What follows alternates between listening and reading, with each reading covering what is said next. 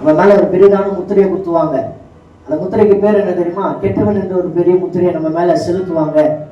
உலக ஜனங்கள் எல்லாம் சொல்லுவாங்க, நல்லவன் என்ற பேர் எடுக்கிறதுக்கு ரொம்ப நாள் ஆகும், கெட்டவன் என்ற பேர் எடுக்கிறதுக்கு ஒரு நிமிடத்துல எடுத்துட்டு போயிடலாம்னு சொல்லுவாங்க. வேதத்துல ரொம்ப அழகான ஒரு சம்பவம் இருக்கு. ஒரு பெண்மணியை கல்லெறிந்து கொள்ளும்படியாக அநேகர் ஓடி வந்தாங்க.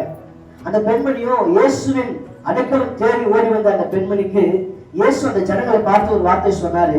இங்க இருக்கிற யாராகிலும் இந்த பெண்மணியை காட்டிலும் நல்லவன் யாராகிலும் உண்டானால் இந்த பெண்மணியை முதலாவது கல்லறிங்கன்னு சொன்னார்.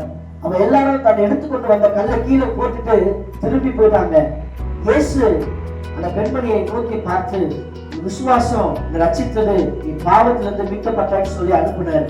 இன்னைக்கு நல்லவன் என்ற ஒரு சொல்லுக்கும் நல்லவன் என்ற ஒரு முயற்சிக்கும் ஓடிக்கொண்டிருக்கிற ஜனங்களே, இதை கேட்டுக் கொண்டிருக்கிற ஜனங்களே, இன்னைக்கு நல்லவராக இயேசு கிறிஸ்துவை நம்ம பின்பற்றிக் கொண்டிருக்கிறோம். ஒருவேளை நல்லவராக இயேசு கிறிஸ்துவை பின்பற்றுகிறோம் என்ற ஆசையோடு ஒரு மனதோடு இருக்கக்கூடுமானால், ஏன்னா அவர் ஒருவர் தான் நல்லவர், இயேசு ஒருவர் தான் நல்லவர். அதான் அந்த பாடல் வரி இப்படியா சொல்லுது, ரொம்ப ரொம்ப நல்லவர் எங்கள் இயேசு, நம்பி வந்த ஜனத்திற்கு நல்ல இயேசு.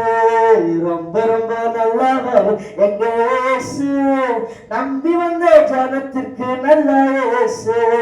நல்ல இயேசு எங்கள் இயேசு, நல்ல இயேசு எங்கள் இயேசு, நம்பி வந்த ஜனத்திற்கு நல்ல இயேசு. யாராவது மேல கெட்ட முத்திரையை குத்தி இருந்தா, நல்லவராக இயேசு கிறிஸ்துவை நம்பி வாங்க, அவர் உங்களை நல்லவராகவே மாற்றுவார். நீங்க நல்லவராகவே இருக்கும்படியாக அவர் உங்களுக்காக சிலுவை சுமந்தாரு.